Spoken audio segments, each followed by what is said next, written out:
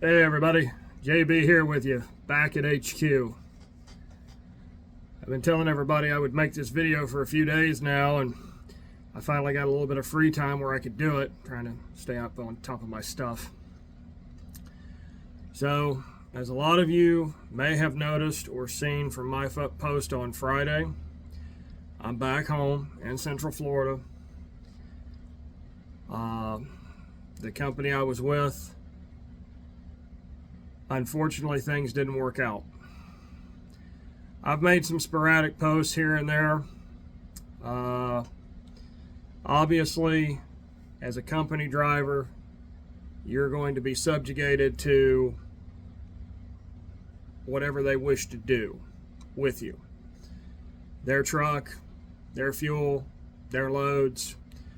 They're going to make sure they make money and stuff their paychecks each week. They don't care what happens to you out there on that road. I knew with my third day of orientation back in June, beginning of July, once they came down with all the rules for company drivers, well, I pretty much knew I was screwed. This was the same as I'd experienced at a lot of other companies. We want to monitor everything you do. Most of us have never done your job. We're learning from books, manuals, and videos, but we're in our departments and we're the people in positions where we're in, and we're going to tell you how you should be doing your job. I couldn't respect that. I had a hard time with that, but obviously when you have to do what you have to do, well, sometimes you got to take the bad with the good. Although, let's face it, there's always more bad than there seems to be good. But anyway, bounced with it, rolled with it. The first month I was out on the road, I did 30 days or close to it. They could not seem to keep me on 3,000 miles a week. That's baseline minimum. And I'm a different type of driver. Drivers of today evidently tire out after 200 to 400 miles.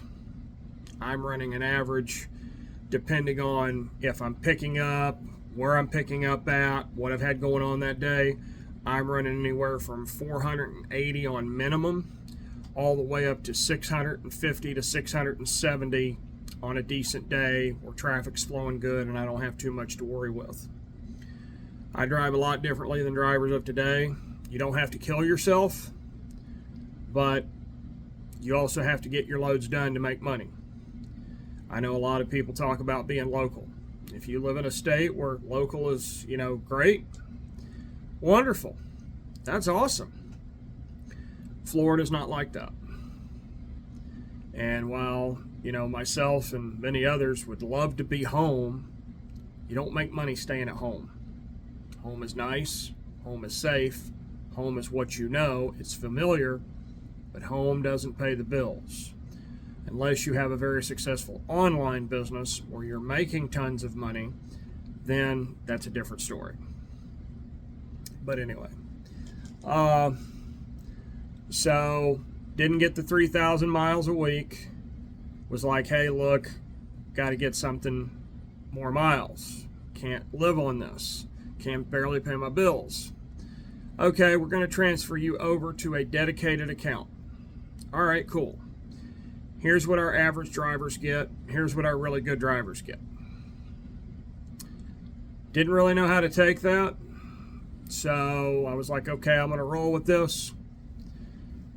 And yeah, 1 week out of the past 4 was actually decent.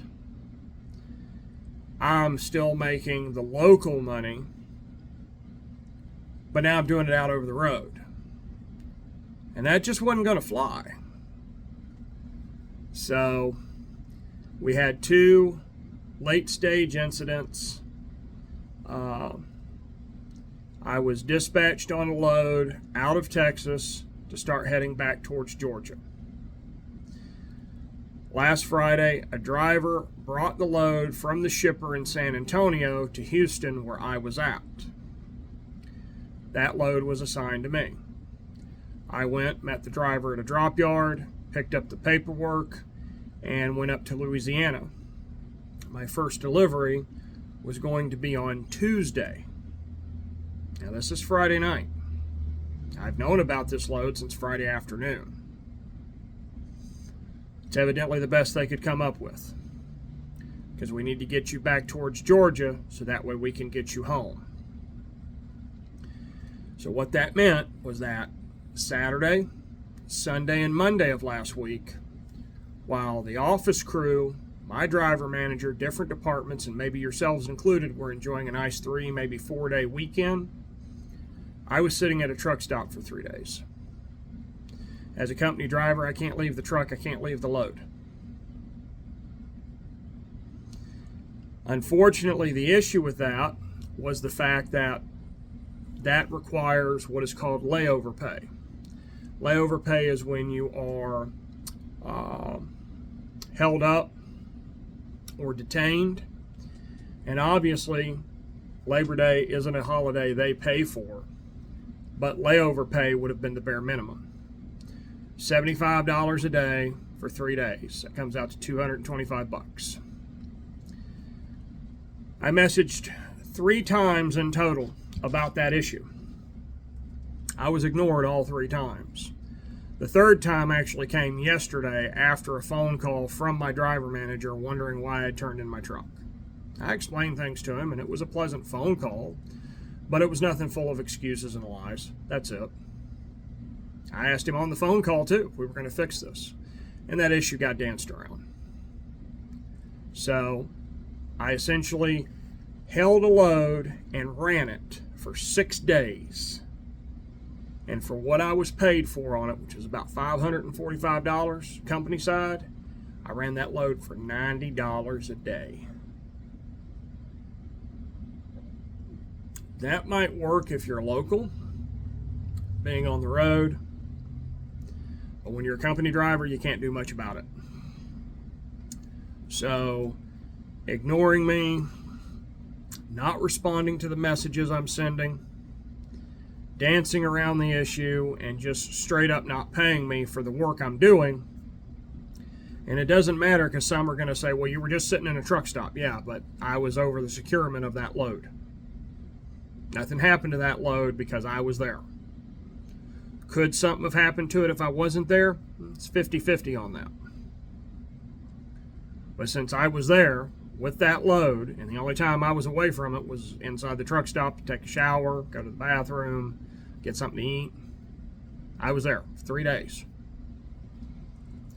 It is what it is, folks. You're a company driver, and that's how they're going to treat you, and that's just how it's going to be.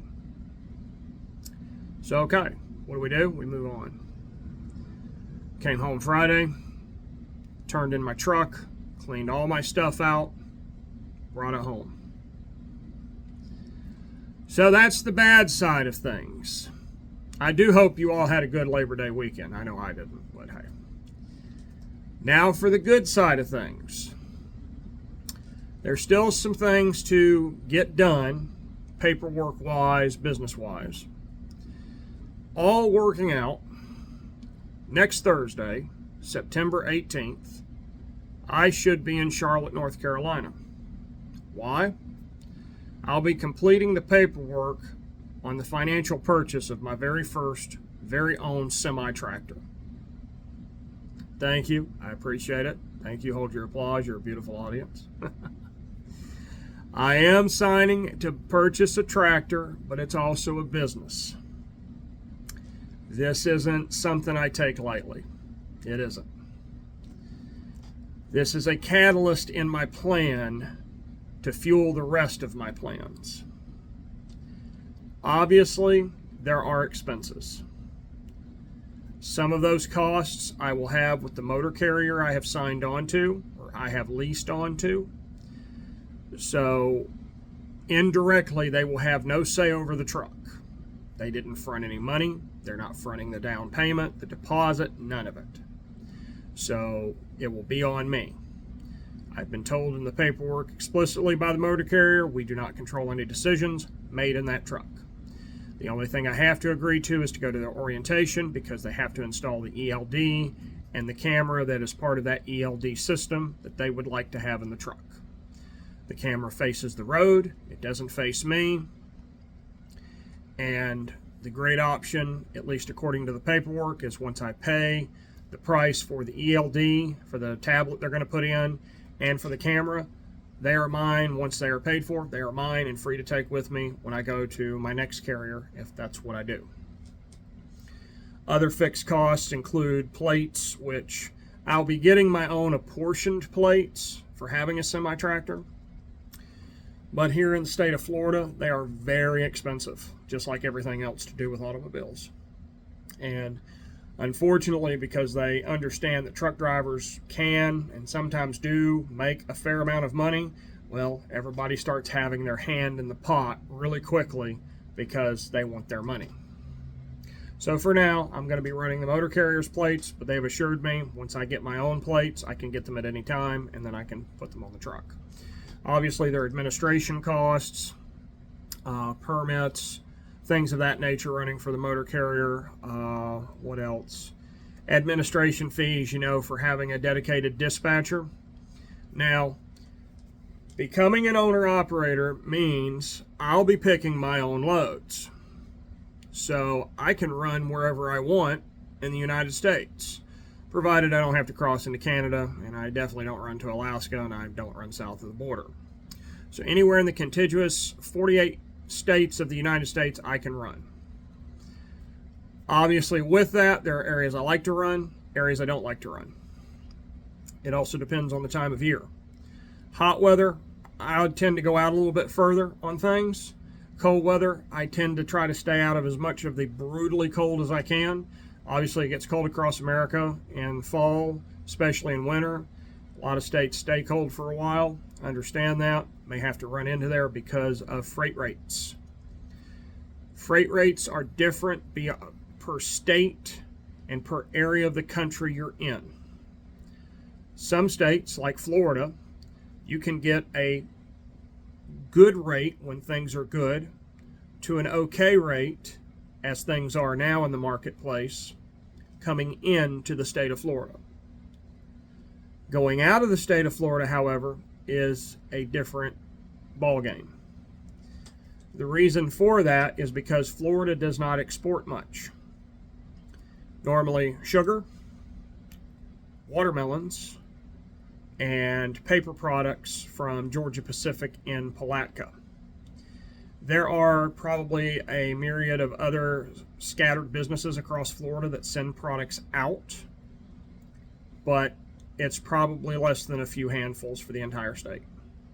Florida is a consuming state, a consumer state, so most things get trucked in for people to have and to be able to purchase. So getting out of Florida will probably always be an issue for me. Coming back in, maybe not so much. On the flip side, you can, get good rates going in and out of the Northeast. But there are things to consider, such as mountains, the weight of your load, the stress it's putting on the tractor for wear and tear and maintenance. What you have to deal with up north, such as parking and people and law enforcement. Every state acts differently. All DOT officers do not act the same either, because every state has its own DOT laws. That can make things tough. There are some specific basic rules, certain things that do flow state to state to state, but then certain things don't, such as Virginia and California. You are not allowed to have your kingpin more than 41 feet away from your trailer tandems. And those states will come out and do measurements if they pull you in or pull you in for an inspection. If you're over 41 feet, over the 41-foot mark that's on your trailer, they may give you a chance to fix it. They may not. That's up to the DOT officer's discretion. Usually they're going to want you to fix it, but sometimes, they can just play with a truck driver depending on the truck driver's attitude, and sometimes they just do it because. These are all things you have to take into consideration when going into these other states. It isn't just a simple, I drive, go somewhere, pick up some freight, and drive it somewhere else. That's what you all see because that's what I put on camera.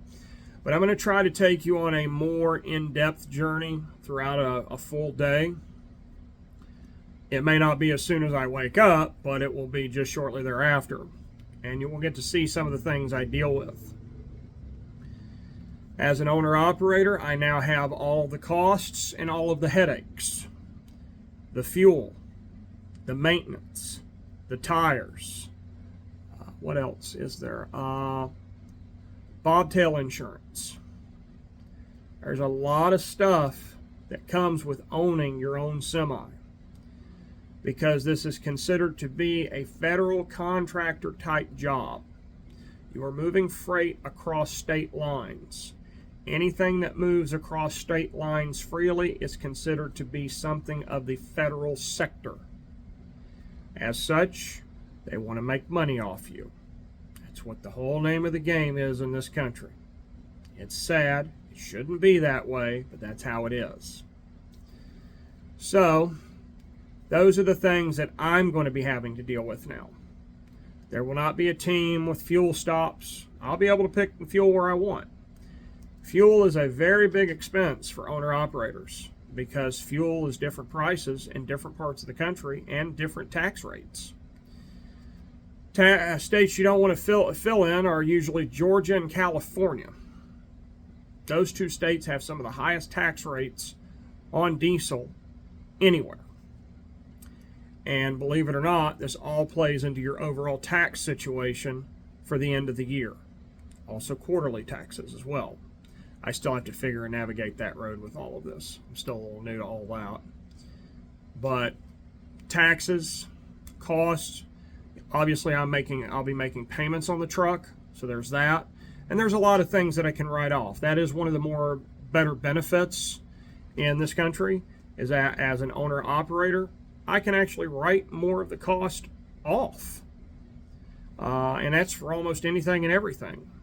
Whether I eat out at a restaurant, grab me a drink, have to go to walk in for medical care, anything like that, my cell phone plan, my data plan on my tablets, I can write all that off as business expenses.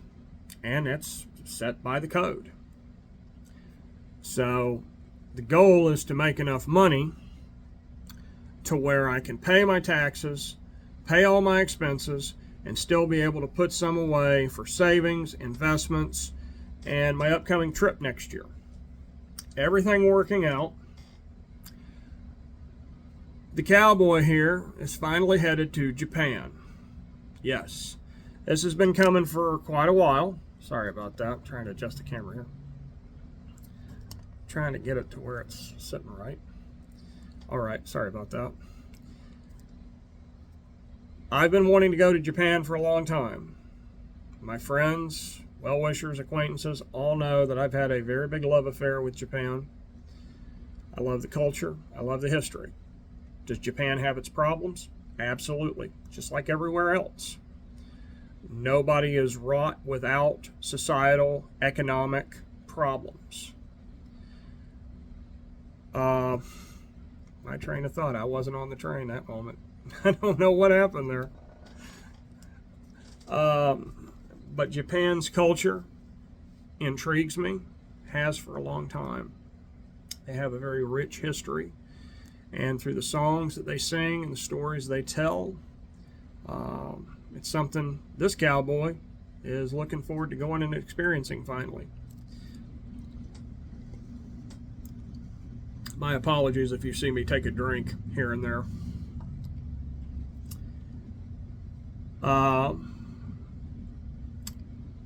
Why such a late thing for a vacation? Well, I guess I should tell you all, getting a little ahead of the horse here.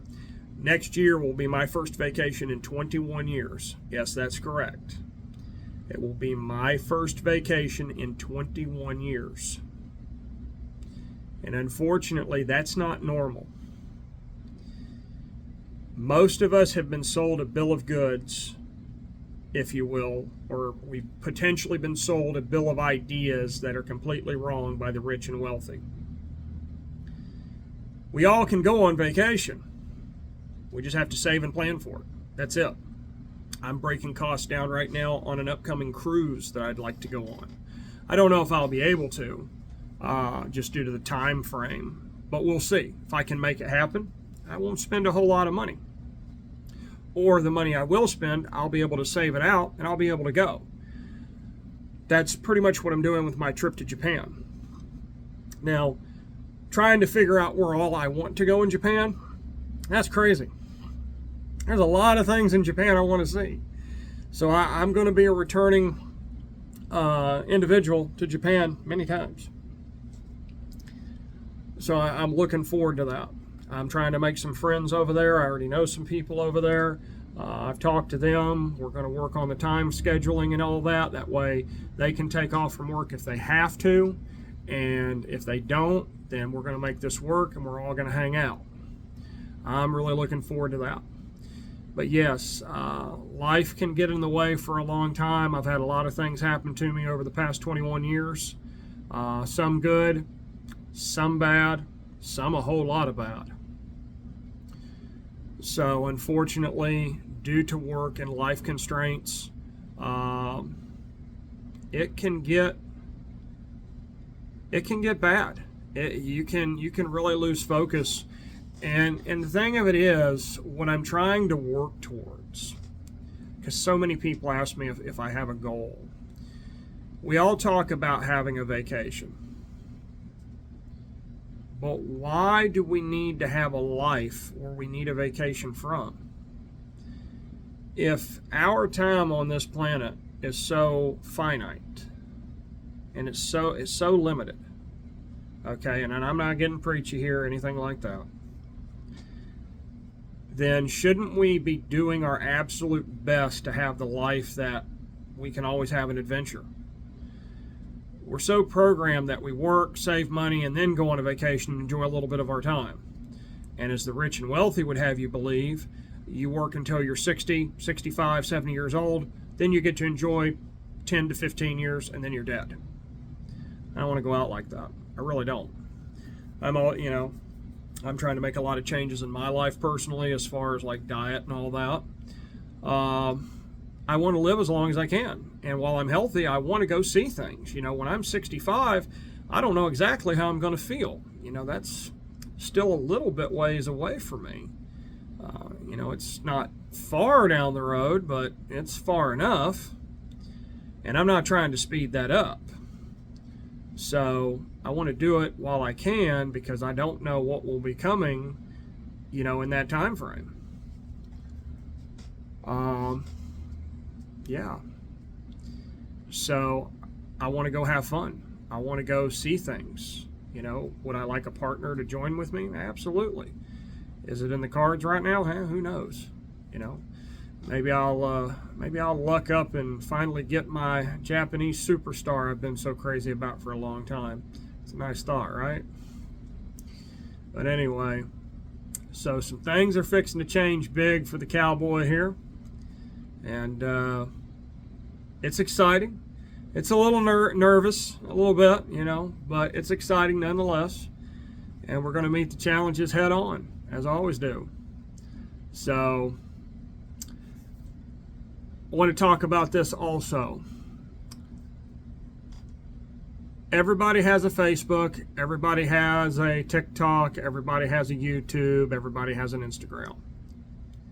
Not everybody is on it. I get that.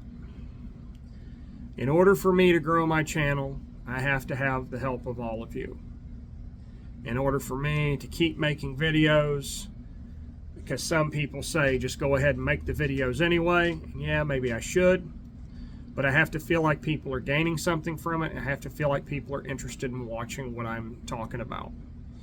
I realize it's kind of one-sided right now. It's just me. It's about trucking. Trust me, that's not my entire life. If you look at my posts on social media. But I need everybody's help. Everybody, so many in the past have asked me for their support. Please like my channel. Please like my page. I'm asking for the same in return. I really do appreciate all of you who've been with me so far, and all of you who are joining up now. I appreciate every single comment. I try to read every single one. I try to respond back to everybody, whether it's a thumbs up or a thank you, whether it's something simple or something more complex as far as an answer goes. I really do appreciate it. Everybody's following me in this journey, and because I'm going to keep documenting the rest of my life as much as I can of what I feel would be interesting enough. Obviously this here, obviously if I go on a cruise, my Japan trip, I may not be live vlogging. I might. I don't know. That depends. You know, like I said, I've got friends over there. I'm trying to build more friends. I'm obviously going to be taking lots of photos and just trying to enjoy myself. You know, I go to concerts, and unlike a lot of other people, I mean, I'll get out my phone and I'll take a little video and I'll shoot a few pictures, you know. But generally, I try to put my phone away, and I just try to live in the moment. I'm not saying there's anything wrong with, you know, recording where you're at, but, you know, it is what it is.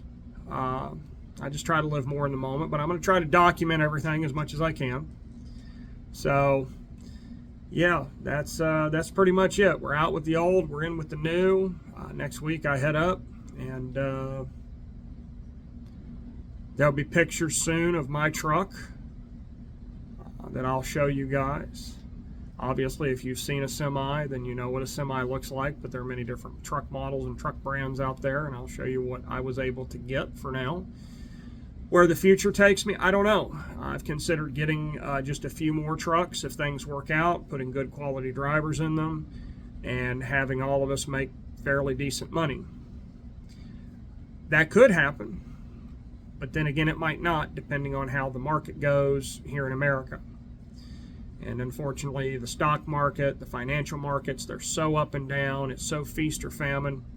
It's hard to say where I'm going to be in, you know, 1 to 3 years. Right now, I'm just trying to get back on even keel, be able to pay my bills, handle my life expenses, if you will, you know, like everybody's got, and be able to put some money away and start back on my investments again. But at any rate, so that's what's going on, folks. I hope you've enjoyed the video. We are pushing close to 30 minutes here, which is surprising. I didn't realize I could ramble on that long. I appreciate you all watching. I do. Thank you very much. Thank you for accompanying me on this journey.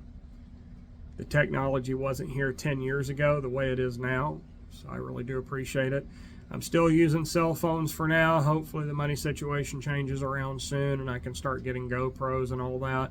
I don't see how some of these people have the time to actually truck or do what they do in their jobs and still find time to edit, because that takes some creativity to edit and keep it engaging for folks. But at any rate, thank you all again. I appreciate it. I hope you're having a great September. And as always, we'll see you somewhere down the road. Goodbye, everybody.